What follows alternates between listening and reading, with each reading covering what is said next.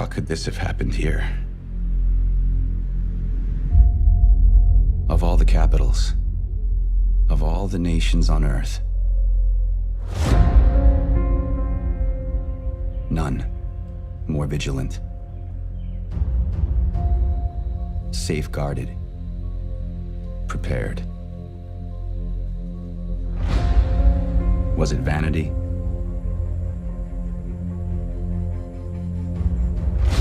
Bad luck? Or something more sinister? One thing is beyond question. This is where we push back. This is our defining moment. If we fail, our nation falls. We are the free world's last line of defense.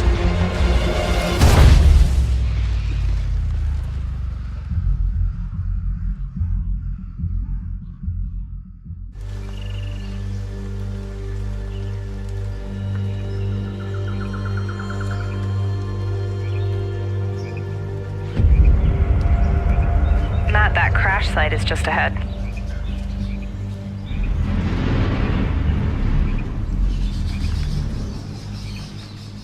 Duke, Kit, did you guys hear that? Yeah. Closer this time.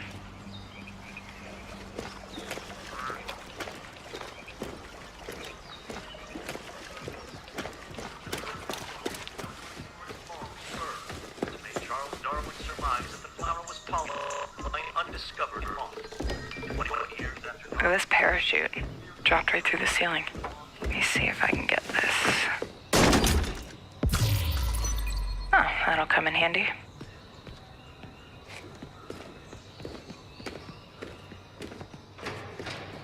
So you guys are coming or what? Yeah.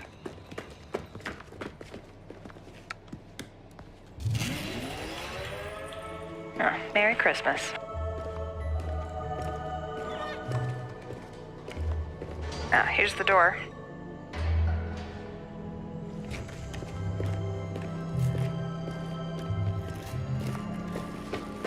Karpinski, it's the division.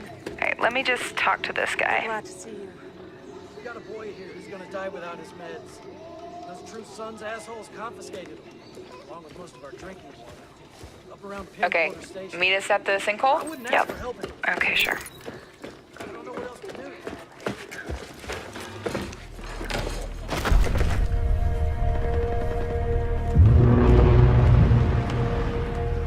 Wow. Okay. Definitely from the capital. You should have a new side mission on the map. Yeah, we're not that far. Okay, do it after the crash site? Sounds good. They're just ahead of us, Matt.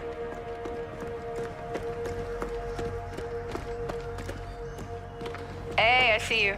I'll be up in a sec. Kit, we gotta get you leveled up. I know, please help. I've been busy. Toxic chemical residue detected.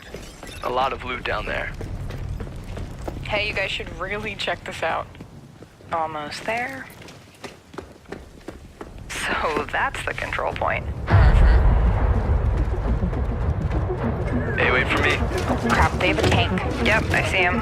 Don't aggro him yet. Let me adjust my build. Got my crossbow and chem launcher.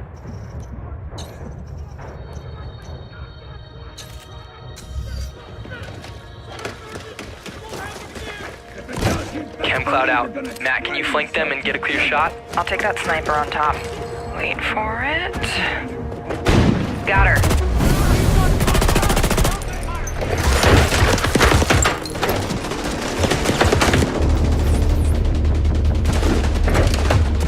Matt, look out. Alright, let me try to get that tank off you. More bad guys on the other side of the plane. Grenade, grenade! Dude, come on. Yep. Matt, I need your help. Over here.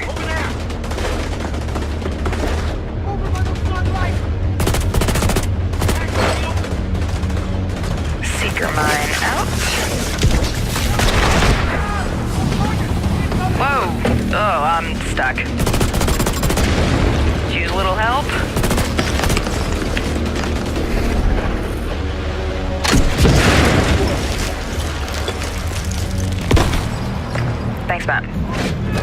there's a dude rushing through the plane. Guys. Yep, I'll see what I can do. Got him. I'm down. Yeah, hang on, I'll get you. Is down. I'll cover you guys. Come on, come on.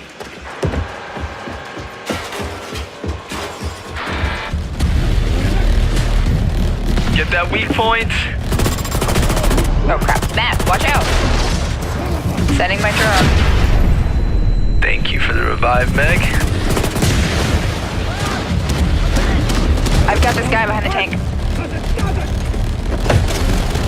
Matt with the hive, nice. Alright, just lay it on him. Again? Drone down. Now there goes his armor.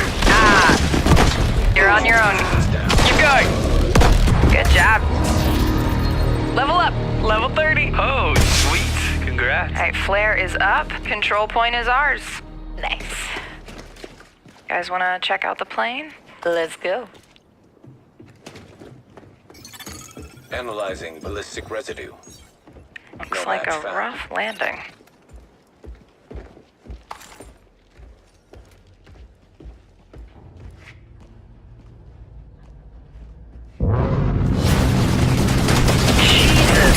Whoa, that's nuts.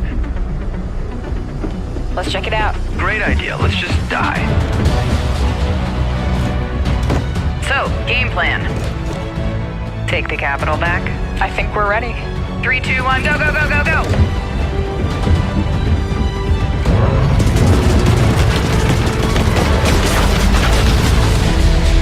True Sons have this area locked down, but if you can capture their control point, you'll be clearing the way for the settlement to take it over. So this is, the area we just sort of took a look at, but what's going on in this demo?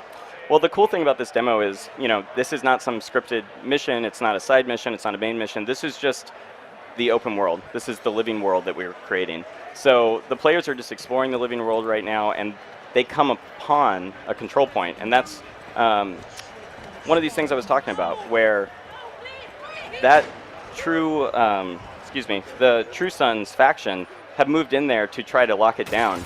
And if you get in there, you can call civilians to help you and try to take it back. And if you hold that, you're getting resources for the civilians. You're helping them out. And these types of things can just occur throughout the living world, right? They're different every time you play, and we really want to increase the replayability of even this aspect of the game. Yeah, and so we're looking here at a 4-person squad, right? Sort of switching between angles. Walk us through a bit of what these players are doing, what each specialization might be. Yeah, so I think like the most noticeable thing right off the bat is they're using cover a lot, and that's a core pillar of what we're trying to do. Is we want to really put an emphasis on the core shooter feel, right? So the lethality is, you really feel it. You want to fight from cover. It feels very tactical, and so you'll see them using a lot of very smart cover and getting kind of fleshed out of that cover throughout the demo, right? And having to kind of react on the fly as to what the AI are doing. In terms of their skills, I love the deer. That's one of my favorite. I love the deer. Yeah. I made the mistake of shooting the deer in my demo just to see if I could, and I felt so guilty. It broke your heart. It did. It did. People, don't shoot deers. Yeah. Don't do it, even in game. But anyway, if we look at their actual loadouts, right? We can see here deploying a skill. They've thrown this hive out, and you can see this is one of the new skills that kind of shoots out these little micro drones that seek out targets. Kind of once again, just like a new toolbox for you to play with. Here we're using another one of the new skills that lets you throw out this kind of explosive mist into the air, and when bullets penetrate inside of it, it lights on fire. Oh, so there's clouds of fire. Clouds of fire, right? And you can imagine you could lay down this cloud of fire, throw the hive in there. The hive lets out the chain reaction of fire throughout the battlefield. We're trying to create a lot of interesting synergies between what players can actually build. Yeah.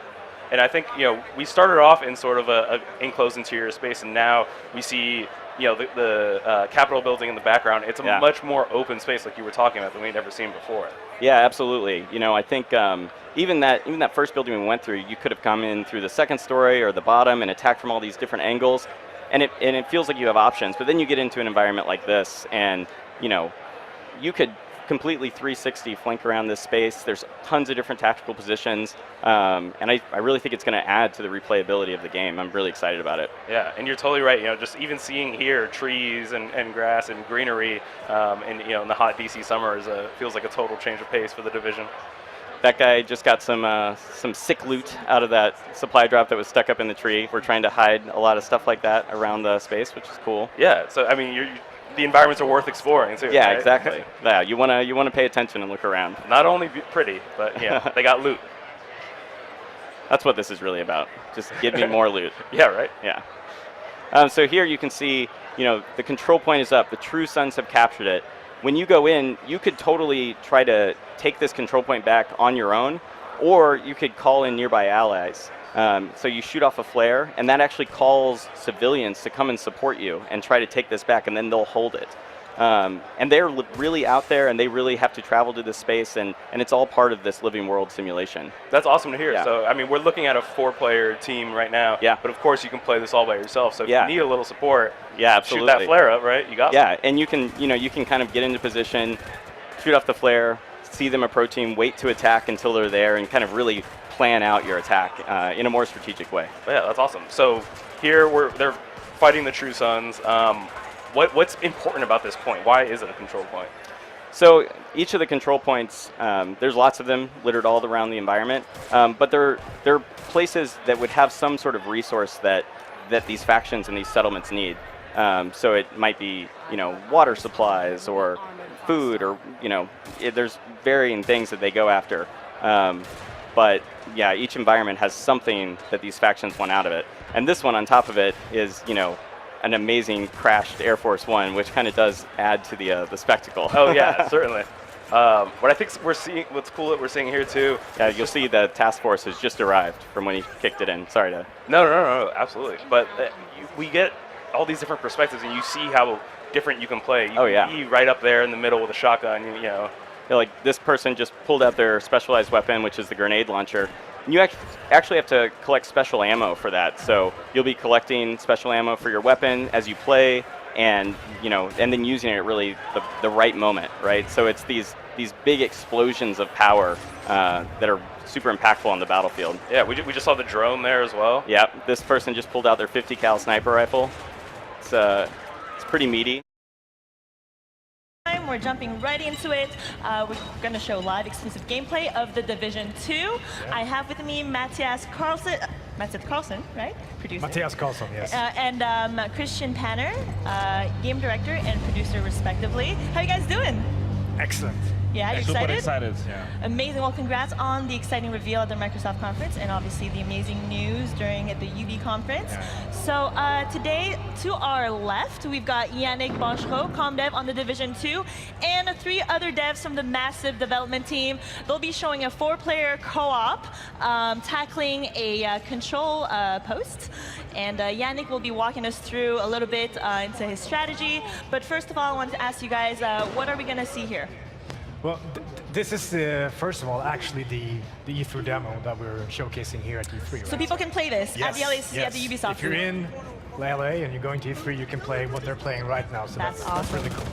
So this is a tiny little slice of the world in Washington, D.C. in the Division 2, right? And this is actually, they're on their way towards that same crash site that we saw in the E3. Right, the Microsoft brief, yeah. Yeah, the crash of the Air Force One. Except right now, it's tackling at a different entry point than what was shown at the Microsoft conference. Am I right? Exactly, yeah.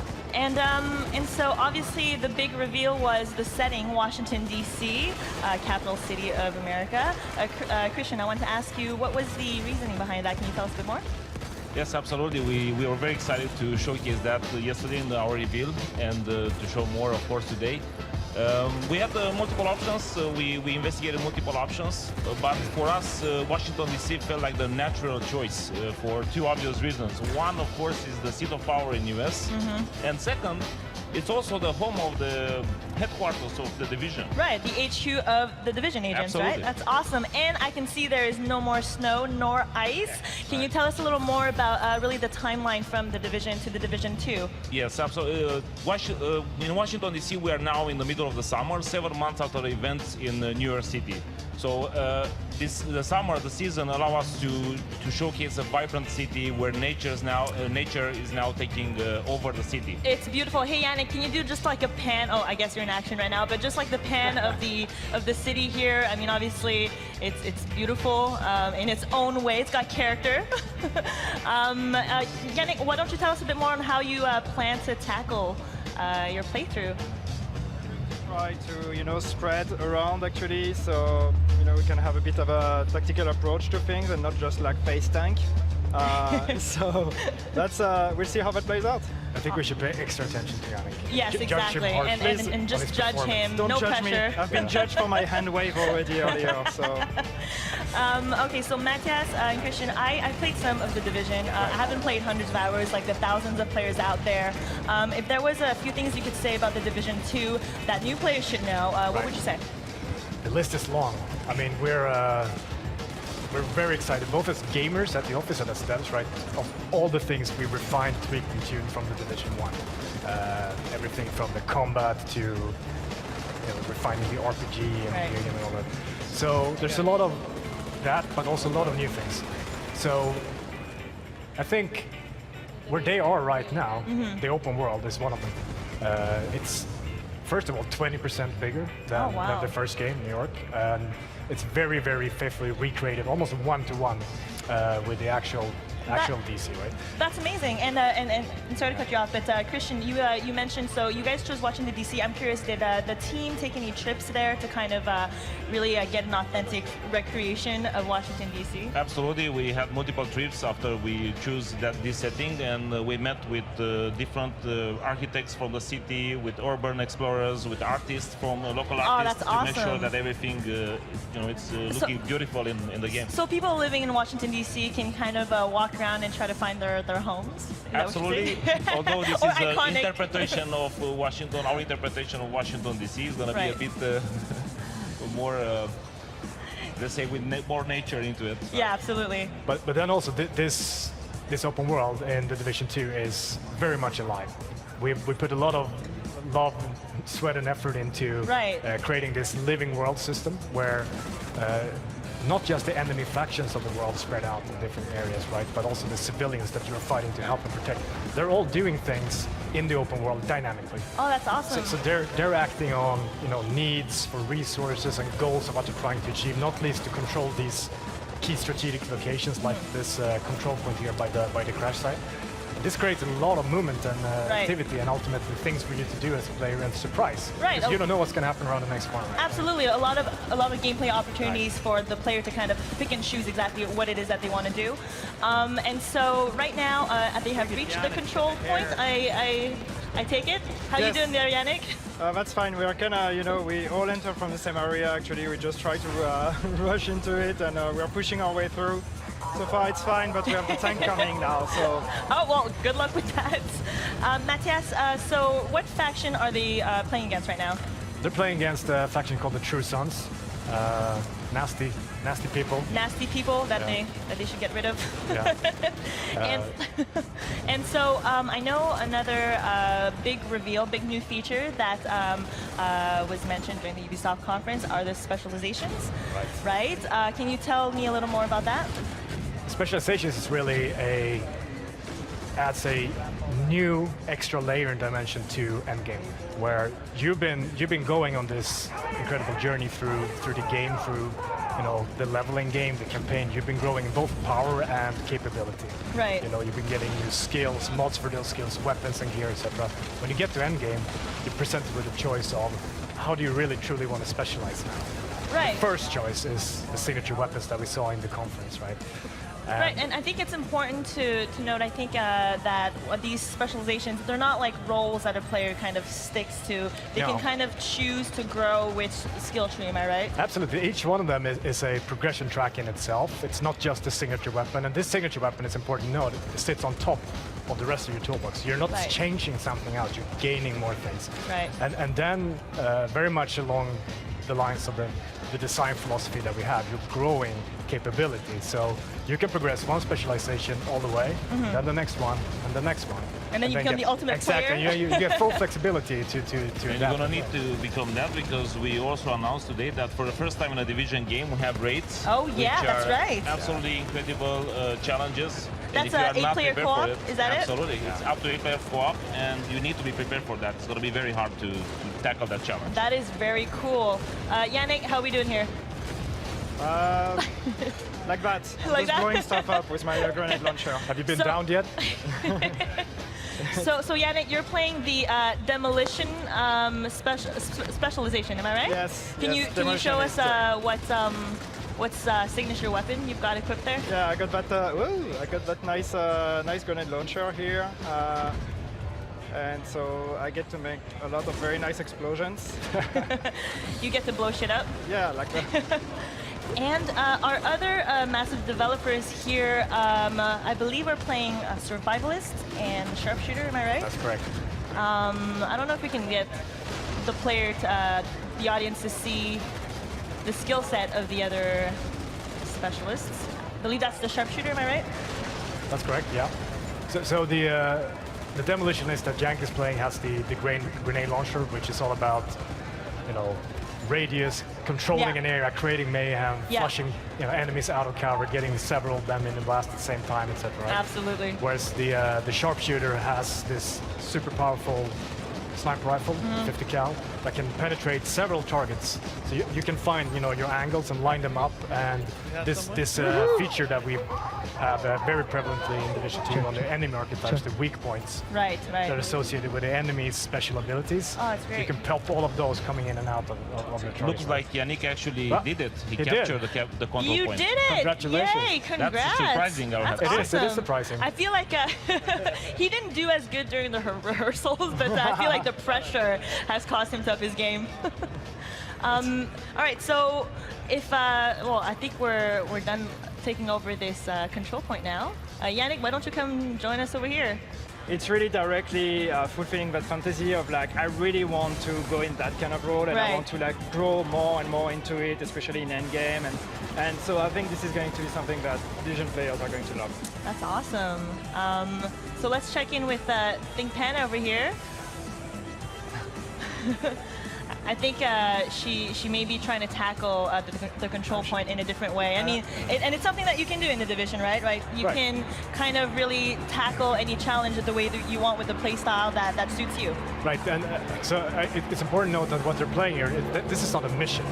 Right, this is just one of the many open world activities that you encounter when you're out and about exploring the world. And that's another aspect of DC being a fantastic setting for us. That it's like, for people who haven't been there, it's a very diverse city in terms of its different biomes and districts. We have almost jungle-like nature up around the Potomac, and then these big wide open spaces of the mall really lends themselves to open area combat like we saw, where we can really think about, okay, how are we going to approach this situation? Right, how to strategize exactly with like your team of co-op players, or I mean, you can go at it alone if you wanted to.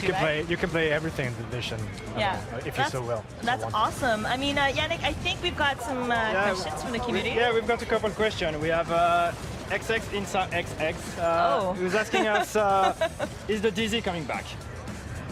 Absolutely, we're going to have Dark Zone in the Division 2. It's going to be a revised version of the Dark Zone, and it's going to be ready at launch. Nice. Revised as in nice. As in absolutely fantastic. As in the best Dark Zone ever. All right. We also have a session who's asking when does the beta start and how to sign up to it.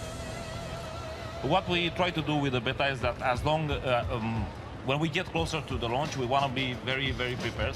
And so closer to March 15, we're gonna be able to give you more details about how when we're gonna start the actual beta plan. Okay, but you can sign up now. You can sign up now, right? Exactly. thedivision.com/beta. Register now. You're such a pro. You're so good. And so, what kind of presents you guys have at E3 this year? You've got the booth, the Ubisoft booth, where people can play the demo that we're showing right now.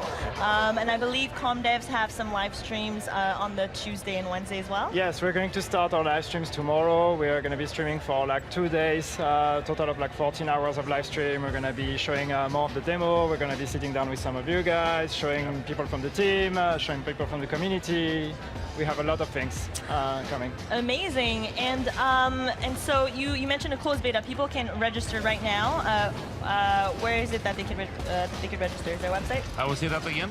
Do your thing. And crossbows, and these really add on top of your other build that you're already creating to kind of just specialize you a little bit more, create interesting group synergies, and also just if you're a solo player, it lets you play the way you want to play. Yeah. Keep customizing. So, I mean, you mentioned that end game first philosophy. Was that really something you took away from the Division 1 of giving players, a lot of things to do even after they finish the main campaign? Oh yeah, I think if you see the type of stuff we continue to add, right, through year 1 and year 2, there were tons of different game modes, there were world expansions, there were Dark Zone expansions, all these things, and it's because the players who play this game are very passionate and they consume content, man, and you just always want to give them more stuff to play. It's awesome. Absolutely. So yeah, we have the sharpshooter specialization up right now. Let's look in a little bit in depth in some of this gear. Yeah, so you can also see here that your normal gear that you're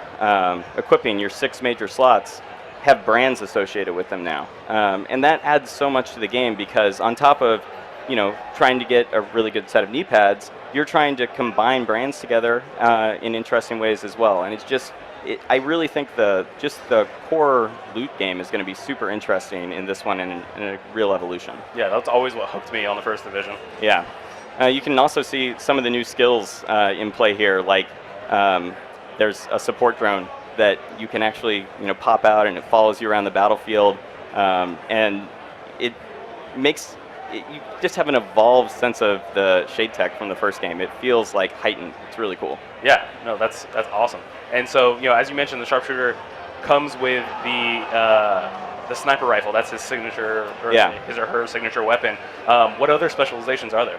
Yeah, so there's a demolitionist, and they have a rocket launcher, and then there's also a specialization that gives you a crossbow with an exploding tip arrow, which is the fantasy of it is pretty amazing. But the weapon is just kind of like the centerpiece of the specialization. Just picking your specialization kind of adds to your toolbox. So it really opens up a whole new progression path, even past getting the weapon, which is, that's the front and center thing, but there's a lot of interesting progression inside of the system. So yeah, absolutely. So let's jump into the map a little bit and take a look at DC. Yeah, so you can see here how big the map is compared to New York. So we're about 20% larger than the map we shipped within New York, which was already pretty massive. The E3 demo that people are playing kind of, takes place just in this one little section. And as you start pulling back the map from there, you can really see how much variety we're going to get out of this. Even at this very high level, you can see the difference between the really wide open spaces and start seeing all those different environments.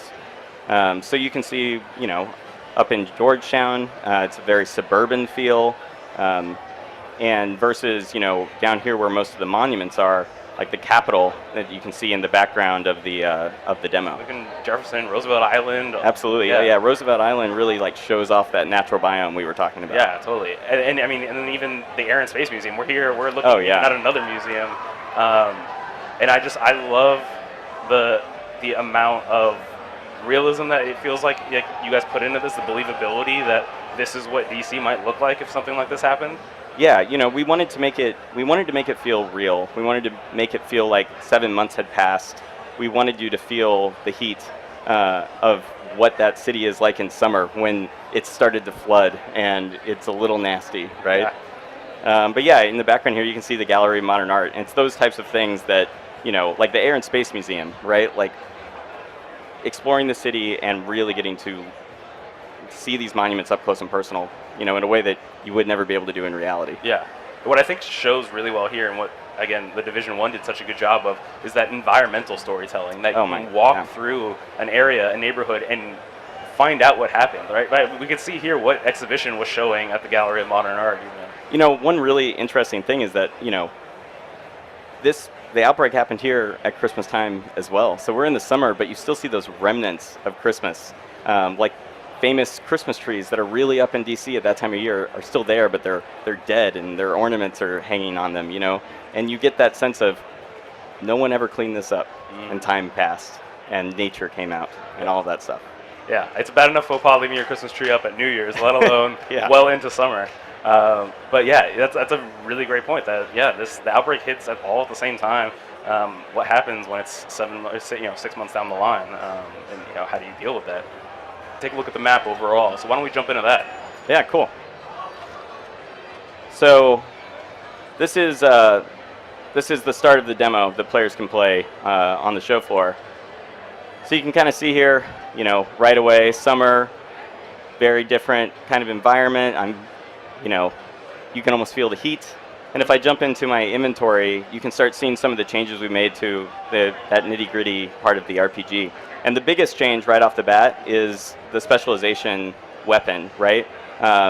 When you hold on, I just want to stop you right there. We're still talking a little bit more about DC, showing off some of the more detailed environments. And as you can see here from the stream, you guys put in so much care and depth into this world. I think it's one thing to build DC, it's a whole other thing to ruin it in a way, right? Yeah, well, the whole world is made in layers, right? Like we start with that base DC, that one-to-one we were talking about, but then you're layering on top of that the story, right? What happened to these environments in the beginning part of the outbreak? What would have they been used for?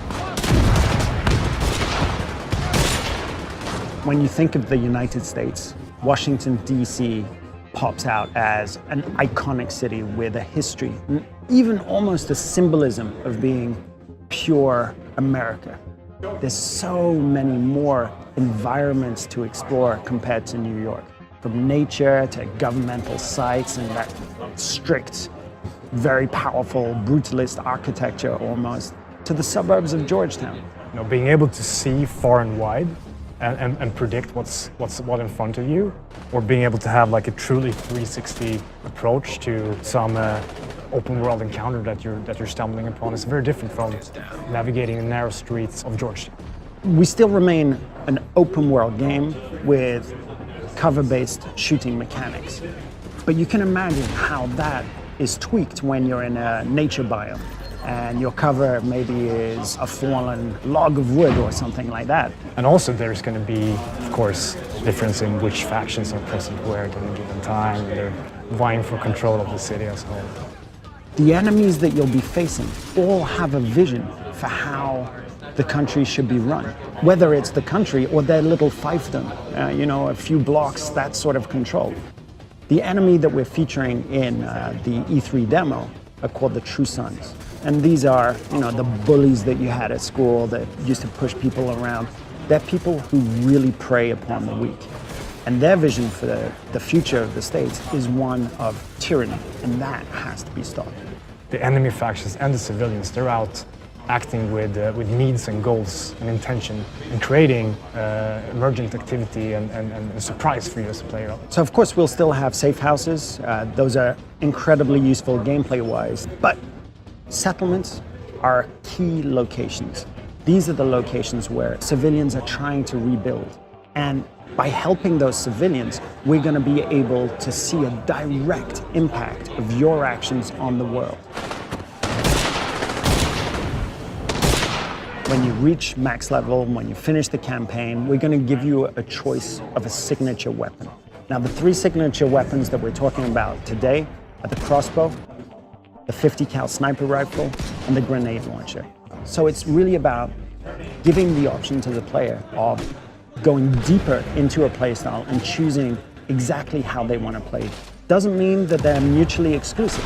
You can mix and match. You can choose a 50 cal sniper rifle, unlock some of its advantages, and then decide, okay, I want to go to demolitionist with the grenade launcher and unlock some sort of mods for my skills based on that progression path too.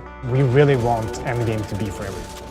And we're making sure in the Division 2 that it's there, it's strong day one. It also caters to all types of players. Endgame doesn't equal hardcore, but it needs to have a deep hardcore aspect to it, so that if you really want to challenge, if you really want to compete, it's there for you. Every single activity that we could dream of is only going to be expanded, and you'll have a choice of a huge amount of activities for Endgame. But we have a twist at the end of the campaign, which is a huge hook, narratively and gameplay-wise, that'll, take people by the scruff of the neck and drag them into Endgame. And it's super compelling. And, we revealed today that we're going to have raids for the first time. That's 8-player raids. And those will be the most hardcore of challenges for Endgame. It's very important for us that you get to play as you like. When you're playing the raid as a full 8-man team, that variety of different specializations, but also the different builds is going to be, of course, important. Yeah. When the game sings, it's when you're playing with other players who know what they're doing and you can strategize. Just like the first game, the entire story-based campaign can be played only by yourself or in co-op with up to 3 other agents. Absolutely every single activity.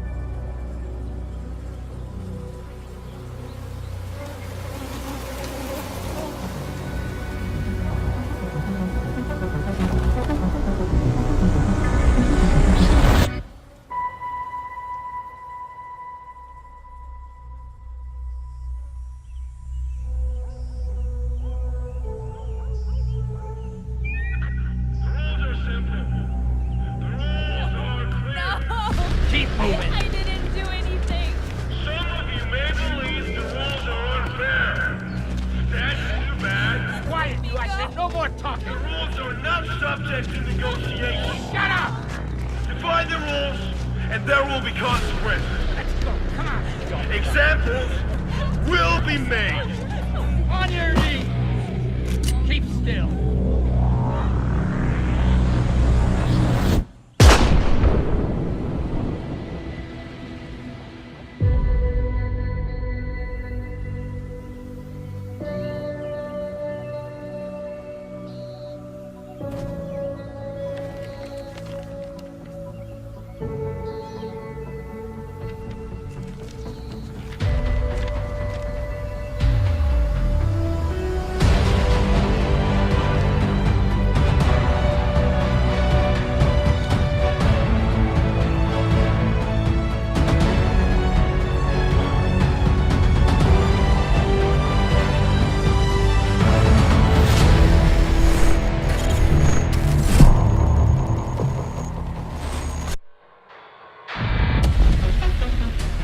Washington, D.C., the most heavily protected city on Earth. Within its limits, 177 foreign embassies, 550 elected officials, and 23,000 military personnel. In the event of an attack, critical personnel are evacuated, underground shelters open, while complex defense systems patrol the sky. But nothing stopped the virus. 27 days after patient zero, Washington fell. It began with riots on K Street, then shootings in the National Mall. Troops withdrew to bunkers. Civilians were left in the streets. America is on the brink of collapse. But some people have survived. Gardens grow on rooftops, their fences patrolled with rifles, in communities that live under constant siege. Survival has taken the form of urban warfare. Centuries ago, on this very soil, brother fought brother, spilling blood to forge the United States. History is threatening to repeat itself. Now, in the heat of summer, 6 months after the outbreak began, a remnant of a corrupt state lurks in the shadows, ready to engage in a new civil war. Agents of the division are the only ones standing against it. But how do you save a nation when its enemies come from within?